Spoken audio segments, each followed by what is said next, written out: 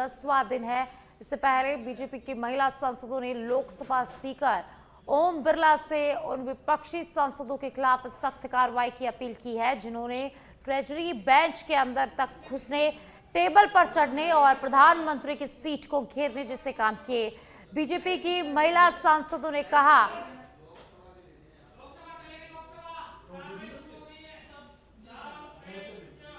तो चलिए अब आपको सीधा लिए चलते हैं लोकसभा, जहां सदन की कार्यवाही शुरू हो गई है।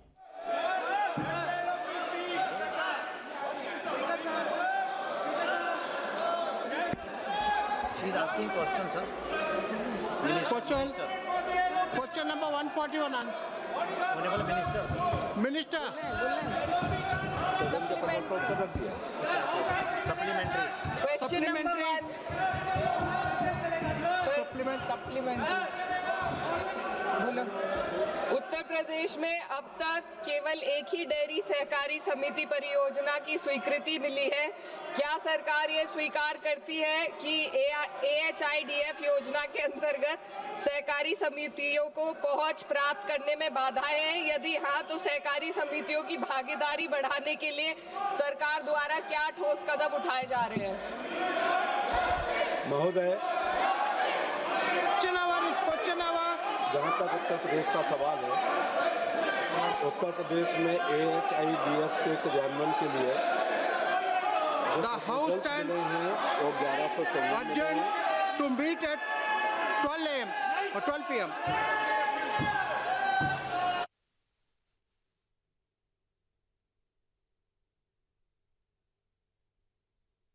स्थगित हो गई है। तो इस वक्त की अपडेट, लोकसभा की कार्यवाही को स्थगित कर दिया गया है। तो 12 बजे तक के लिए लोकसभा की कार्यवाही स्थगित हो गई है।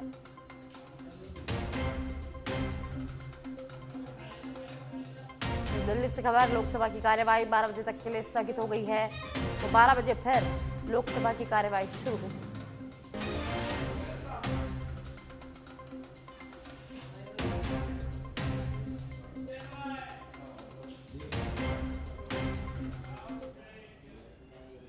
दिल्ली में नए कांग्रेस जिला अध्यक्षों की ट्रेनिंग आज। राहुल गांधी और मल्लिकार्जुन खड़गे नए जिला अध्यक्षों को की क्लास लेंगे। पीसीसी चीफ गोविंद सिंह डोटासरा और नेता प्रतिपक्ष टीकाराम जूली दिल्ली पहुंचे। इनके साथ राजस्थान के सभी नए जिला अध्यक्ष दिल्ली पहुंचे हैं। दिल्ली में कांग्रेस के नवनियुक्त जिला अध्यक्षों का ट्रेनिंग शिविर होगा। आज सभी जिला अध्यक्षों को दिल्ली में संगठन और विचारधारा की ट्रेनिंग दी जाएगी। गोविंद सिंह डोटासरा और नेता प्रतिपक्ष टीकाराम जूली भी ट्रेनिंग में शामिल होंगे और जल्दी दिल्ली के बाद जल्द राजस्थान में भी जिला अध्यक्षों के लिए 10 दिवसीय प्रशिक्षण शिविर आयोजित होगा। आज सभी जिला अध्यक्षों को दिल्ली में संगठन और विचारधारा की ट्रेनिंग दी जाएगी। नेता प्रतिपक्ष टीकाराम जूली पहुंच चुके हैं दिल्ली, गोविंद सिंह डोटासरा दिल्ली पहुंच चुके हैं और ये भी ट्रेनिंग में शामिल होंगे। तो दिल्ली के बाद जल्द राजस्थान में भी जिला अध्यक्षों के लिए 10 दिवसीय प्रशिक्षण शिविर आयोजित होगी।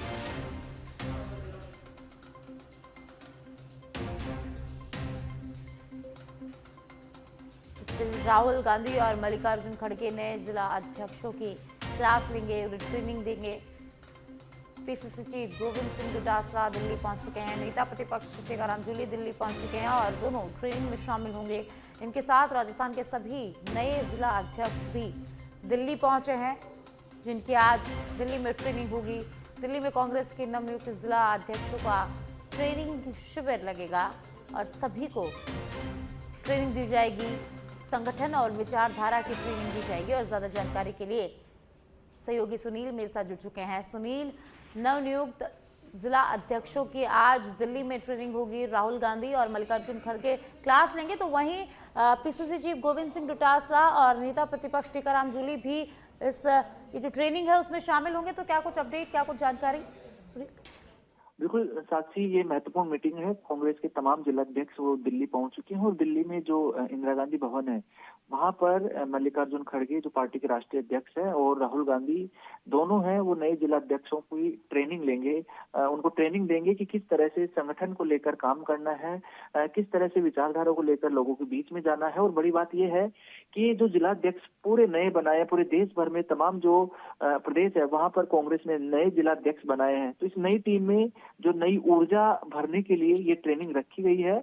और इस ट्रेनिंग के माध्यम से, क्योंकि अभी तक एक पुराना ढर्रा चल रहा था, कांग्रेस का नियुक्ति मिल रही थी और काम चल रहा था, अपना कार्यकाल पूरा हो जाता था, लेकिन अब जो है टास्क बेस जो है जिला अध्यक्षों से वो काम में लिया जाएगा। ट्रेनिंग में यही बताया जाएगा किस तरह से लोगों के बीच में जाना है और जो टास्क दिए जाएंगे आला कमान के उनको कैसे पूरा करना है। इसके अलावा एक नई गाइडलाइन भी जारी की गई है, जिस गाइडलाइन के तहत जिला अध्यक्षों को काम करना होगा, जिसमें हर 3 महीने में रिव्यू मीटिंग होगी। इसके अलावा जिला अध्यक्ष जो भी काम कर रहे हैं, जो भी एक्टिविटी कर रहे हैं, उनको ऑनलाइन पोर्टल पर भी डालना होगा, अपडेट करना होगा, जिससे आला कमान की नजर रहे कि जिले में क्या काम हो रहा है, संगठन किस तरह से काम कर रहा है। तमाम तरह की जो ट्रेनिंग है वो दी जाएगी। साफ संदेश यही है कि अब जो है पार्टी में जो सगे लोग हैं वही चलेंगे और जो पुराना ढर्रा है वो छोड़ना पड़ेगा। इसीलिए लगातार इनमें जो एनर्जी बनाए रखने के लिए, निगरानी के लिए इस तरह की जो एक्टिविटी कांग्रेस कर रही है। और अगर आज राहुल गांधी और मल्लिकार्जुन खड़गे ट्रेनिंग दे रहे हैं तो ये अपने आप में बड़ी बात है कि कांग्रेस बहुत ज्यादा एक्टिव हो चुकी है संगठन की मजबूती को लेकर।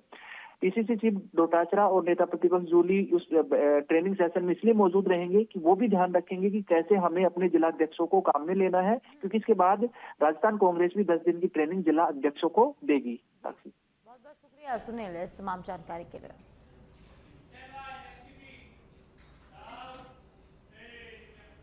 और अब जयपुर से खबर है, जहां बिना टीईटी अब नहीं होगा शिक्षकों का प्रमोशन। शिक्षा मंत्रालय ने लोकसभा में बड़ा ऐलान किया। टीईटी अब केवल भर्ती नहीं, प्रमोशन के लिए भी अनिवार्य। सेवारत शिक्षक टीईटी पास किए बिना पदोन्नति के पात्र नहीं होंगे। सुप्रीम कोर्ट के आदेश के तहत नियम लागू होगा। जिनकी सेवा 5 साल से अधिक बची है उन्हें टीईटी पास करना जरूरी होगा।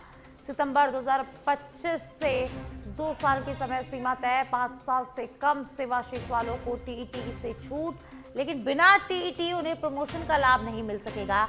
आरटीई एक्ट की धारा 23 के तहत टीईटी अनिवार्य योग्यता घोषित।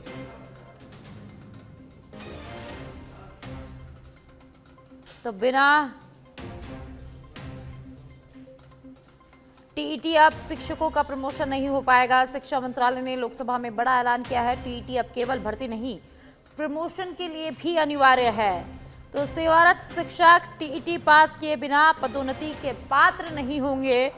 सुप्रीम कोर्ट के आदेश के तहत नियम लागू होगा। जिनकी सेवा 5 साल से अधिक बची है उन्हें टीईटी पास करना जरूरी होगा।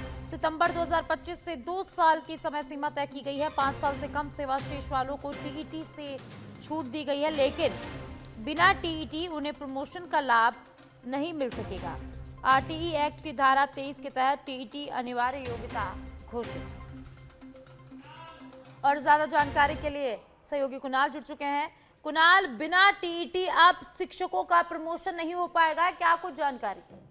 देखिए, आपको बता दें कि शिक्षक भर्ती में टीईटी जो होता है वो अनिवार्य होता है, लेकिन अब टीईटी का जो सर्टिफिकेट है वो अब प्रमोशन के लिए भी जो अनिवार्य होगा। जिन शिक्षकों को प्रमोशन चाहिए जो सरकारी सेवा में है, उनके प्रमोशन में टीईटी करना जो है अनिवार्य यहाँ पर कर दिया गया है। सुप्रीम कोर्ट के आदेश के तहत जो है ये नियम लागू किया गया है। और इसकी जानकारी जो है जयंत चौधरी ने जो है शिक्षा मंत्रालय ने लोकसभा के पटल पर एक सवाल के जवाब में ये जो है लोकसभा में रखी थी। और जिसकी सेवा 5 साल से अधिक बची है उन्हें टीईटी पास करना जो है जरूरी होगा। इसको लेकर जिन लोगों को प्रमोशन चाहिए और जो अभी सरकारी सेवा में शिक्षक लगे हैं और जिन्होंने टीईटी नहीं कर रखा और उनकी सेवा 5 साल से अधिक बची है, तो उनको टीईटी करना भी अब अनिवार्य जो है यहाँ पर कर दिया गया है। 5 साल से कम सेवा वाले जो शिक्षक हैं उनको इसके लिए जो टीईटी उनके पास नहीं होगा तो उनको छूट दिए। आरटीई एक्ट धारा 23 के तहत टीईटी अनिवार्य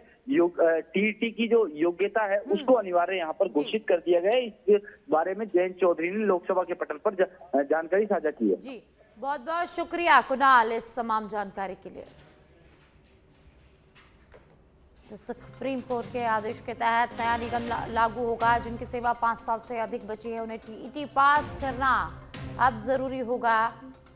सितंबर 2025 से 2 साल की समय सीमा तय की गई। जयपुर आरटीआई से राजस्थान विश्वविद्यालय में बड़ा खुलासा हुआ है। अंबेडकर अध्ययन केंद्र से जुड़ा ये पूरा मामला है। वर्ष 2008 से संचालित है अंबेडकर अध्ययन केंद्र। तो 17 वर्षों में शोध के लिए एक भी पाठ्यक्रम नहीं है। अब तक किसी छात्र को एमफिल या पीएचडी नहीं करवाई गई। एक भी सर्टिफिकेट कोर्स का प्रमाण पत्र जारी नहीं है। पढ़ाई शून्य, केवल सेमिनार और कार्यशालाएं आयोजित होती है। राष्ट्रीय अंतर्राष्ट्रीय आयोजनों में लाखों का खर्च का आरोप भी यहाँ पर है। आरटीआई प्राप्तकर्ता छात्र नेता मनीष मेघवंशी ने गंभीर आरोप लगाए हैं। आयु प्रशासन पर उप मुख्यमंत्री को गुमराह करने का आरोप भी है।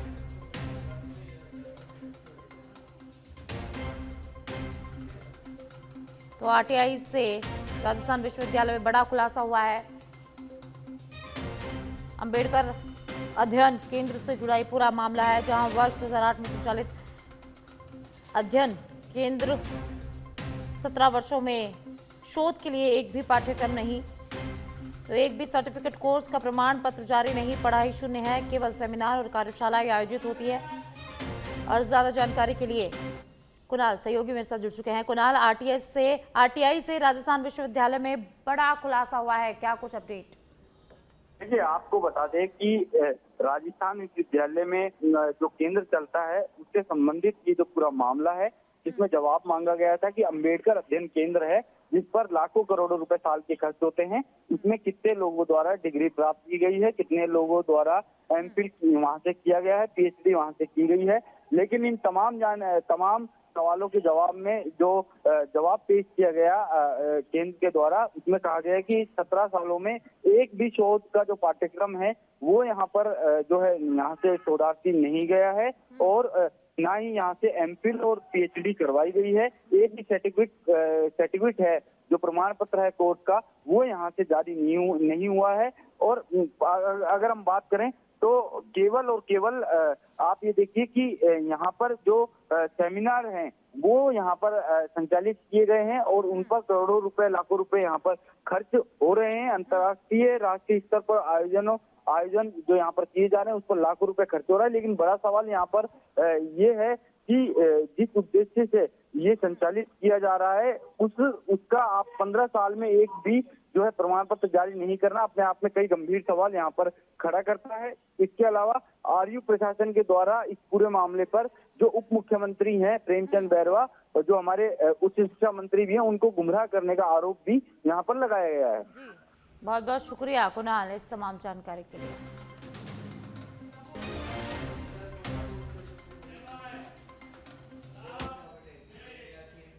और अब बीकानेर के देशनोक से खबर है, जहां अवैध मादक पदार्थ पर देशनोक पुलिस की बड़ी कार्रवाई हुई है।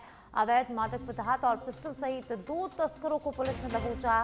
50,000 नकदी बरामद की गई और बिना नंबर की कार को भी पुलिस ने जब्त कर लिया है। आरोपी पांचों निवासी तस्कर श्यामलाल और दिनेश दोनों कई मुकदमों में वांछित है। देशनोक एसएचओ सुमन शेखावत की टीम ने इस पूरी कार्रवाई को अंजाम दिया है। तो बीकानेर के देशनोक से खबर है, जहां देशनोक पुलिस ने अवैध मादक पदार्थ के खिलाफ बड़ी कार्रवाई की है। 2 तस्करों को यहां पर पुलिस ने गिरफ्तार किया है। तो आपको बता दें कि जो तस्कर है वे कई मामलों में कई मुकदमों में वांछित है और अब पुलिस ने दोनों को हिरासत में ले लिया है। झुंझुनू के सूरजगढ़ से बड़ी खबर है, जहां सूरजगढ़ के रघुनाथपुरा टोल प्लाजा पर हादसे का मामला। शालू गांव के रहने वाले उम्मीद की इस हादसे में मौत हो गई है और इस मौत के बाद गुस्सा यहां पर ग्रामीणों का पनपा है। ग्रामीणों ने टोल पर बंद करवाकर जाम लगा दिया है। करीब 1 घंटे से सूरजगढ़ चुनावा मार्ग पूरी तरह से बंद है, जाम लगा हुआ है। आरपीएस दौलत राम मौके पर पहुंचे और लोगों से लगातार यहां पर समझाइश की जा रही है। मृतक उम्मीद नौकरी करता था, टोल पर ही बेकाबू कार ने उसे रौंद दिया। टोल कर्मचारियों को मुआवजा और नौकरी जैसी मांग यहां पर लगातार ग्रामीण कर रहे हैं। तो सूरजगढ़ टोल प्लाजा पर हादसा हुआ, उस हादसे को लेकर ये अपडेट हम आपको बता रहे हैं। ग्रामीणों ने टोल जाम कर लिया है। परिवार है और उन्हें उचित न्याय मिले। कमो कम 51 लाख रुपया को मुआवजो मिलना चाहिए और उनके भाई ने फास्टैग कंपनी में उच्च स्तर पर पोस्ट दी जा। मृतक शाड़ू कलार शाड़ू खुर्द और गाँव रख के डाणी मतलब आसपास के सभी आ रहे हैं। 12 घंटा होगा घटना न होया, अभी तक पूरा कोई भी अधिकारी है, SDM कोई भी पुलिस वालों पूरा आगे पूछी कुन की भाई ते कहीं बैठे हो। कार्रवाई एक्सीडेंट हो रहा था गाड़ी कर्मी मारे गए। मैं मांग पूरी कर दो मेरे बता जा लाख रुपया उनकी माँ की पेंशन। अच्छा, सभी ग्राम पंचायत वासी यहाँ पर इकट्ठा हुए हैं पीड़ित परिवार को न्याय दिलाने के लिए और हमारी मांगे यही है कि पीड़ित परिवार को कम से कम 50 लाख रुपए मुआवजा और फास्टैग कंपनी में उच्च स्तर पर एक 50-60 हज़ार रुपये की नौकरी हमारी ये मांगे हैं। अगर हमारी कंपनी मांगे नहीं मानती है तो हमारा अनिश्चितकाल धरना चलेगा और हम आगे आने वाले समय के अंदर अगर मांगे नहीं मानी जाती हैं तो हम कलेक्टर का भी घेराव कर सकते हैं और सभी ग्रामीणों का इसमें सहयोग है। और आप खाजूवाला से खबर है, जहां खाजूवाला उपखंड कार्यालय में बंधुआ मजदूरी प्रणाली अधिनियम के 50 वर्ष पूर्ण होने पर एक दिवसीय कार्यशाला का आयोजन किया गया। कार्यशाला में मुख्य अतिथि तहसीलदार राजकुमारी बिश्नोई रही। कार्यक्रम में अधिकारियों और उर्मूल ट्रस्ट के परियोजना मैनेजर चैनाराम बिश्नोई ने भाग लिया और साथ ही कार्यशाला में बंधुआ मजदूरी से जुड़े कानून, सामाजिक प्रभाव, पीड़ितों की पहचान, जागरूकता, सहायता और पुनर्वास पर चर्चा की गई। तहसीलदार ने कहा कि प्रशासन की जिम्मेदारी है कि बंधुआ मजदूरी के मामलों में सख्त कार्रवाई कर पीड़ितों को सरकारी योजनाओं का लाभ यहां पर दिलाया जाए।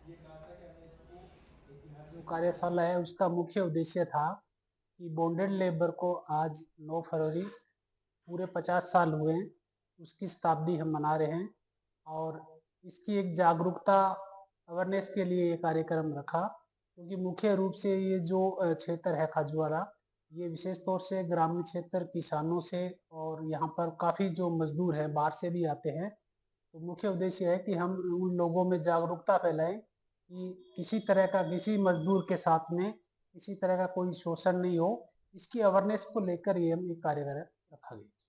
उसमें सर मुख्य रूप से हमारा ये है कि हम केवल अवेयरनेस का काम है और उसके अंदर अगर किसी तरह का कोई लेबर पे कोई काम होता है, चाहे वो चाइल्ड लेबर पे है, चाहे वो बंधुआ मजदूरी पे है, किसी तरह का है, उसमें अवेयरनेस का है तो हम हमारी कोशिश रहती है कि ज़्यादा से ज़्यादा हम अवेयरनेस करें।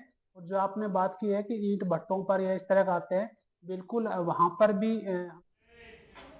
और आप बाड़मेर के चौहटन से खबर है, जहां सोडियार से पनोनियों का तला जाने वाली सड़क पूरी तरह से क्षतिग्रस्त है। क्षतिग्रस्त सड़क का कोई भी अधिकारी और जनप्रतिनिधि ध्यान नहीं दे रहे हैं।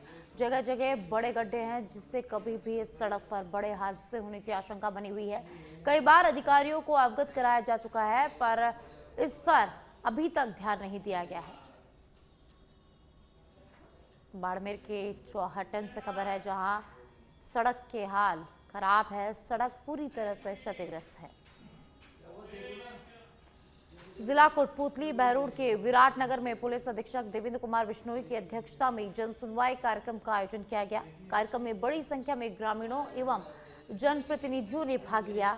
आयोजित जन सुनवाई में कानून व्यवस्था, साइबर अपराध और यातायात नियमों सहित विभिन्न महत्वपूर्ण विषयों पर चर्चा की गई। कार्यक्रम में SDM कपिल कुमार उपाध्याय, DYSP उमेश निठारवाल, तहसीलदार लालाराम यादव और थानाधिकारी सोहनलाल मौजूद रहे। जन सुनवाई कार्यक्रम में 50 से अधिक ग्रामीण एवं जनप्रतिनिधि उपस्थित रहे। इस अवसर पर जनप्रतिनिधियों द्वारा SP देवेंद्र कुमार बिश्नोई का माल्यार्पण और साफा पहनाकर स्वागत भी किया गया।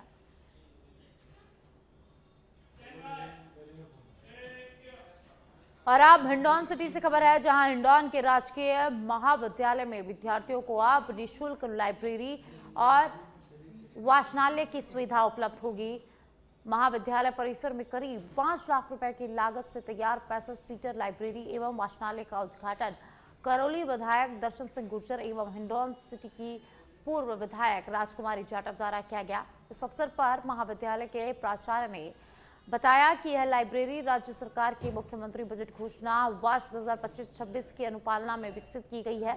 साथ ही उन्होंने ये भी बताया कि वाचनालय में अखिल भारतीय एवं राज्य प्रशासनिक सेवाओं, रेलवे, बैंकिंग, शिक्षक भर्ती सहित विभिन्न प्रतियोगिता परीक्षाओं की मानक पुस्तकें उपलब्ध है।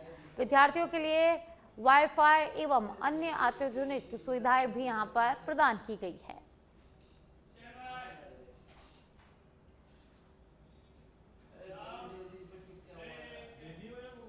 राजस्थान का बजट कल विधानसभा में पेश होगा। बजट से पहले मुख्यमंत्री भजनलाल शर्मा पहुंचे गोविंद देव जी मंदिर की पूजा अर्चना की।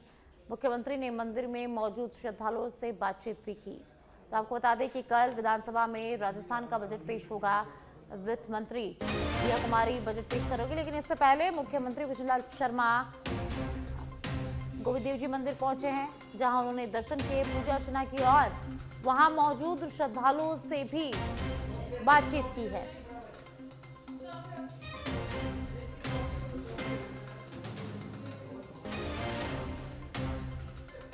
तो आपको बता दें कि कल राजस्थान विधानसभा में बजट पेश होगा। वित्त मंत्री दिया कुमारी बजट पेश करेगी, लेकिन इससे पहले मुख्यमंत्री भजनलाल शर्मा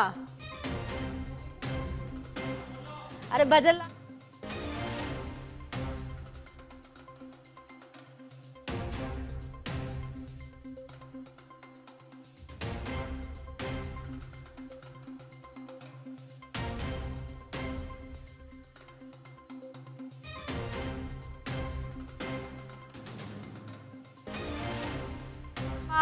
गोविंद देव जी मंदिर में पहुंचे हैं, जहां उन्होंने पूजा अर्चना की और उसके साथ ही जो श्रद्धालु वहां पर मौजूद है उनसे भी मुख्यमंत्री भजनलाल शर्मा ने बातचीत की है, मुलाकात की है। और ज्यादा जानकारी के लिए पॉलिटिकल एडिटर लाल सिंह फौजदार जुड़ चुके हैं। लाल सिंह, कल राजस्थान विधानसभा में बजट पेश होगा और इससे पहले मुख्यमंत्री भजनलाल शर्मा गोविंद देव जी मंदिर पहुंचे हैं, जहां उन्होंने पूजा अर्चना की है। क्या कुछ जानकारी लाल सिंह? बिल्कुल, कल राजस्थान के लिए बड़ा दिन है, राजस्थान सरकार के लिए बड़ा दिन है। एक बजट जो विकसित राजस्थान के सपने को साकार करने की आधारशिला बनेगा, ऐसा बजट मुख्यमंत्री भजनलाल सरकार लाने वाली है। सभी वर्गों से संवाद के बाद जो बातें सामने आई है, जो मांगे सामने आई हैं और लगातार प्रदेश भर में दौरे करने के बाद तमाम क्षेत्रों की जो मांगे सामने आई है, उन सबको समाहित करते हुए एक ऐसा सर्वस्पर्शी बजट लाने की तैयारी में है भजनलाल सरकार। लिहाजा उससे पहले जयपुर के आराध्य गोविंद देव जी मंदिर गए हैं, वह पूजा अर्चना की है और भगवान से प्रार्थना की है प्रदेश की खुशहाली की। भगवान से प्रार्थना की है कि कल जो बजट आए वो बजट जमीनी धरातल पर उतरे और प्रदेश के आम जनता की खुशहाली का आधार बने। अंत्योदय की भावना के साथ काम कर रही भजनलाल सरकार का मकसद ये है कि पंक्ति में खड़े अंतिम व्यक्ति को न्याय तो मिले ही, उसको समानता का हक मिले, उसको आगे बढ़ने का अनुकूल अवसर प्राप्त हो, रोजगार मिले युवाओं को, महिलाओं को सशक्तिकरण का आधार बने, महिलाओं को सुरक्षा मिले, किसानों को समृद्धि मिले। इन तमाम लक्ष्यों के साथ जो बजट आ रहा है उसी की कामना के लिए, प्रदेश की खुशहाली की कामना के लिए बजट से एक दिन पूर्व भगवान श्री कृष्ण की जो जिसको कहा जाता है कि अगर भगवान श्री कृष्ण इस जगत में जब आए थे तो किस रूप में थे, उस रूप का सबसे बड़ा साक्षात्कार होता है तो वो गोविंद देव जी में होता है।